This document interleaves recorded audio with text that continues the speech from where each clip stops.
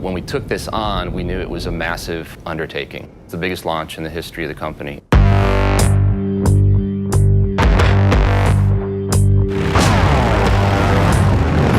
One of the primary ethoses that we follow is form follows function, but both report to emotion. You have to really look at every element of the motorcycle and execute it in a way that speaks to our ethos, which is authenticity, 115 years now of legacy. It was exciting and a little scary, designing brand new product and bringing in the latest technology and the features, but we need to retain the lineage, the DNA, the styling cues, and keeping what makes a Harley a Harley. We wanted to bake in the soul of a Harley-Davidson motorcycle, and we talked to customers around the world and kind of picked their brains about what they'd like to see from the next generation cruiser from Harley-Davidson.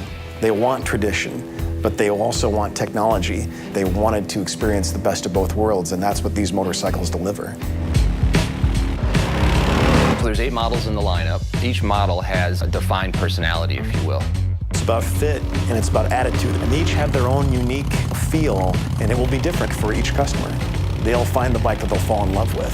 These are game-changing motorcycles. Everything about these motorcycles is an improvement over what our current bikes are. People's minds are blown. The Milwaukee 8 is our first 4-valve big twin powertrain. It is the best V-twin we've ever made. We did some benchmark testing against our current twin cam high output 103. That Milwaukee 8 rider is going to be 3 bike lengths ahead of the twin cam rider from 0 to 60. From 60 to 80, you gain another bike length. It's a substantial difference in terms of acceleration and power.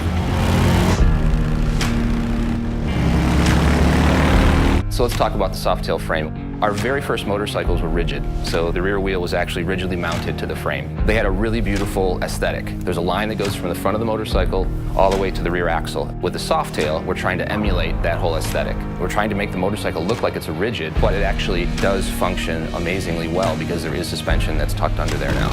When they see them for the first time, they'll appreciate the style, but when they experience the goodness of a lightweight, awesome handling Softail chassis, I can't wait for people to ride them.